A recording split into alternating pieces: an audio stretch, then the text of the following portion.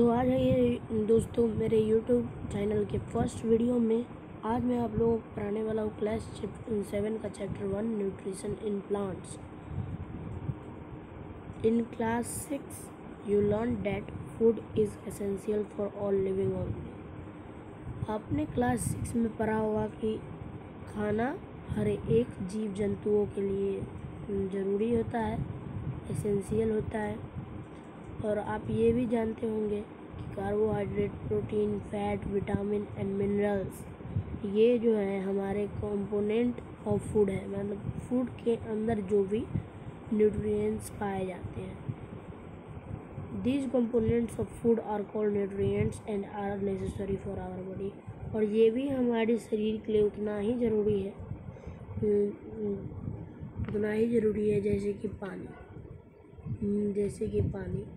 अगर हम न्यूट्रिएंट्स अपने शरीर में सही मात्रा से नहीं लेते रहेंगे तो हमें कई तरह की बीमारियां हो सकती हैं। इसलिए हमें इन बीमारियों से बचने के लिए न्यूट्रिएंट्स अपने शरीर में सही मात्रा में रखनी है।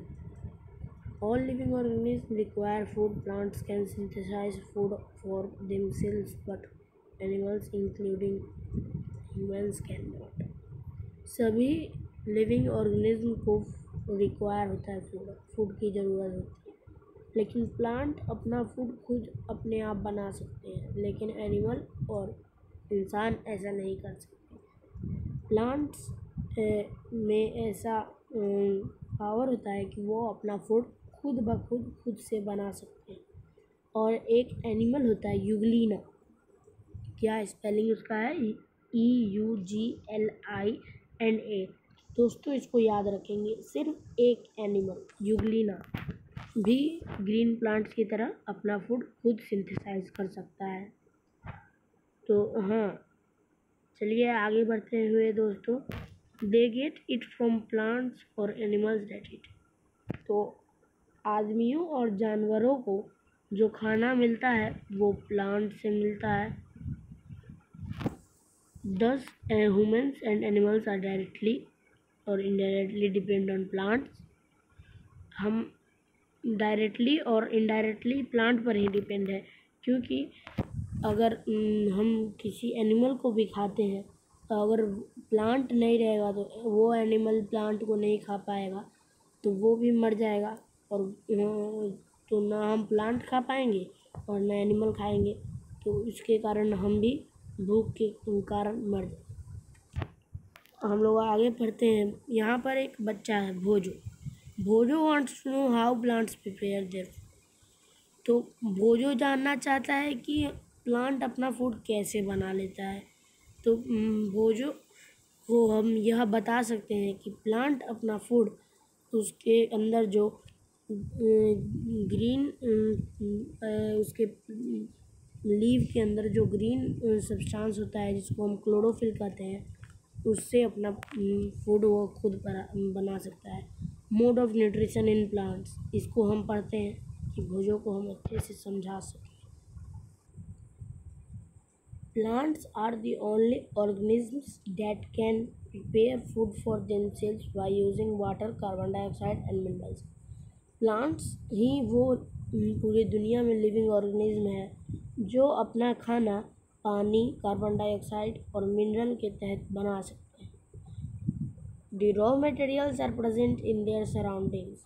और जो भी खाद्य पदार्थ जिनको उन्हें ज़रूरी है वो उनके सराउंडिंग्स में उपस्थित होते हैं। The nutrients enable living organism to build their bodies to grow, to repair damaged parts of their bodies and provide the energy to carry out life process।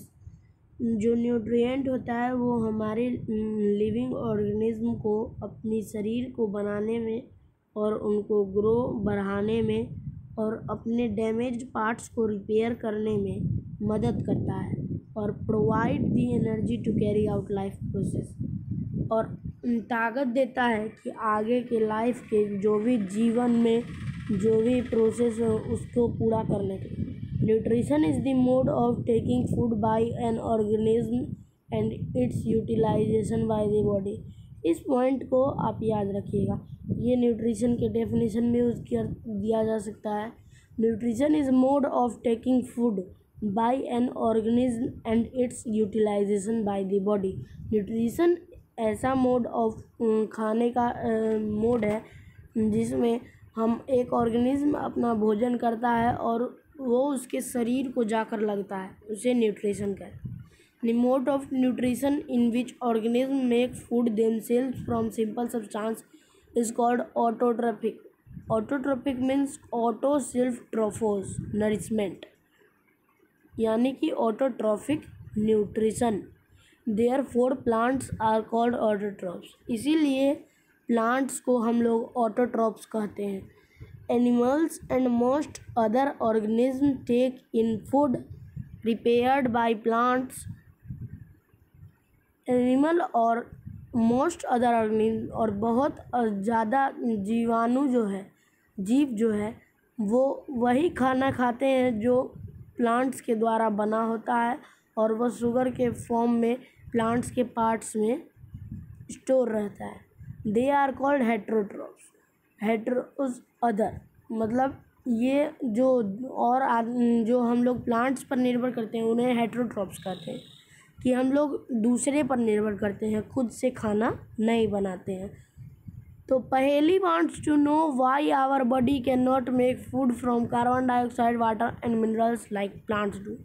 तो पहेली जो है वो जानना चाहती है कि हमारा बॉडी भी प्लांट्स की तरह कार्बन डाइऑक्साइड, वाटर और मिनरल से क्यों नहीं अपना खाना खुद बना सकता है.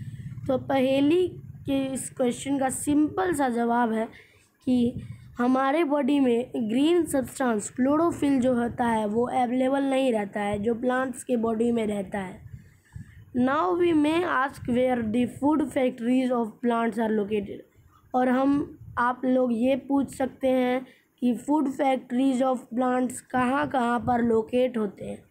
तो whether food is made in all parts of a plant और ओनली इन सर्टेन पार्ट्स. और आपका यह भी सवाल हो सकता है कि प्लांट का जो फूड होता है वो सिर्फ किसी एक ही पार्ट में बनता है या सारे पार्ट्स में बनता है. How do plants obtain the raw materials from surroundings. और साथ साथ एक सवाल, दो सवाल और कि प्लांट्स रॉ मटेरियल्स अपने सराउंडिंग से कैसे ऑब्टेन करता है और how do they transport them to the food factories of plants. तो ये सब को हम पढ़ेंगे 1.2 पार्ट में. The photosynthesis food making process in plants. तो आइए हम लोग पढ़ते हैं 1.2. Leaves are the food factories of plants. Leave जो होता है वो प्लांट का फूड फैक्ट्री होता है. लीव जो होता है वो प्लांट का फूड फैक्ट्री मतलब लीव जो होता है वो मेन होता है प्लांट के फूड को सिंथेसाइज करने में. Therefore all the raw materials must reach the leaf. तो जो सारा रॉ मटेरियल्स है वो लीफ तक जरूर पहुंचना चाहिए. Water and minerals present in soil are absorbed by roots and transported to the leaves. जो भी वाटर और मिनरल सॉइल में प्रेजेंट होते हैं उन्हें रूट जो है वो सोख लेता है और पत्तों तक पहुंचा देता है. Carbon dioxide from air is taken. अब देखिए ये ब्लू वाला पार्ट जो है इसको हम लोग ये फिगर 1.2c जहाँ पर लिखा हुआ है स्टोमाटा के बाद ये वाला पैराग्राफ फुल करने के बाद हम इसे पढ़ेंगे. तो the carbon dioxide from air is taken in through the tiny pores present on the surface of leaves. These pores surrounded by guard cells. Such pores are called stomata given in figure 1.2c. तो आइए हम लोग पहले 1.2c का figure देख लेते हैं. तो 1.2c फिगर है ये स्टोमाटा. यहाँ पर ये देखिए यहाँ पर मैं इसे लार्ज कर देता हूँ. ये रहा 1.2 का c स्टोमाटा. और ऊपर देखिए ए बी भी है. ए है section of a leaf, B है लीफ और लीफ के अंदर का एक पार्ट स्टोमाटा. आप अच्छे से देख पा रहे होंगे. मुझे लगता है कि आपने ये फिगर अच्छे से देख लिया होगा. आप स्क्रीनशॉट ले लें और बाद में भी अच्छे से देख सकते हैं. चलिए, तो ऊपर वाला जो सेल्स था ब्लू में पार्ट, ब्लू हाईलाइटेड पार्ट, उसे हम लोग पढ़ते हैं। Cells, you have seen that buildings are made of bricks. आप लोग देखे होंगे कि बिल्डिंग जो होता है एक एक ईंटे को मिलकर निर्माण होता है। Similarly the bodies of living organism are made of tiny units called cells. वैसे ही हमारा जो शरीर है वो टीनी यूनिट्स ऑफ सेल्स से बना रहता है। सेल्स के बहुत सारे टीनी यूनिट को जुड़ने के बाद हमारा बॉडी बनता है। Cells can be seen only under the microscope, और इन सेल्स को हम सिर्फ माइक्रोस्कोप से ही देख सकते हैं। Some organism made of only one cell, कुछ ऐसे ऑर्गेनिज्म होते हैं जो सिर्फ एक सेल से बने होते हैं। The cell is enclosed by thin outer boundary called the cell membrane. आइए हम लोग पढ़ते हैं सेल मेम्ब्रेन क्या होता है। तो सेल मेम्ब्रेन हम लोग उसको कहते हैं कि जो थिनर आउटर पार्ट होता है ना, जो सेल को क्लोज करता है, उसे हम लोग सेल मेम्ब्रेन कहते हैं। यहाँ पर आप देख सकते हैं फिगर में न्यूक्लियस, साइटोप्लाज्म और सेल मेम्ब्रेन। तो सेल मेम्ब्रेन देखिए, बाहर का जो पार्ट है लाइनिंग पार्ट, उसे हम लोग सेल मेम्ब्रेन कह रहे हैं। तो आगे है, most cells have a distinct centrally located spherical structure called the nucleus. और अधिकतर सेल्स में ये गोल आकार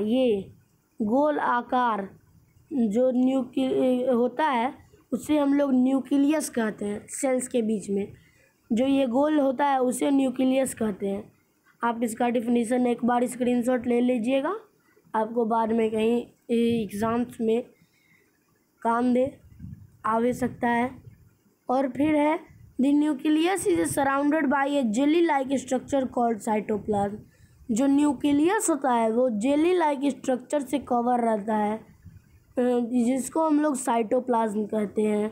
तो ये जो न्यूक्लियस है यहाँ पर, और इसके बाकी पूरे साइड से ब्लैक और पीच कलर में ये जो जेली लाइक सब्सटेंस है इसको साइटोप्लाज्म कहते हैं। और साइड से उसका सेल मेम्ब्रेन दिया हुआ है जो इसको कवर करता है, और बीच में न्यूक्लियस है। और ये तीनों मिला के हमारा सेल बनता है, और वही सेल को मिलाते हमारा बॉडी बनकर तैयार हो जाता है। तो ठीक है दोस्तों, ये हम लोग पढ़ लिए हैं, और आगे हम बोजो वांट्स वाला क्वेश्चन, बोजो का क्वेश्चन लेके हम लोग अगले दिन से पढ़ते हैं। तो बाय दोस्तों, और कोई भी दिक्कत हो तो कमेंट बॉक्स में ज़रूर लिखिएगा। और मैं आपके साथ हूँ, उज्ज्वल स्टडी क्लासेस TM। इस चैनल को ज़रूर सब्सक्राइब, लाइक और कमेंट करिएगा प्लीज़ दोस्त, आपके साथ हूँ मैं। आपको ऐसे ही नई वीडियो बना के भेजता रहूँगा। और ये मेरा अभी फर्स्ट वीडियो है, मैं अभी चैनल स्टार्ट किया हूँ, इसलिए प्लीज़ सब्सक्राइब, लाइक और कमेंट और शेयर करें प्लीज़ दोस्तों। ओके दोस्तों, तो मैं चलता हूँ, बाय।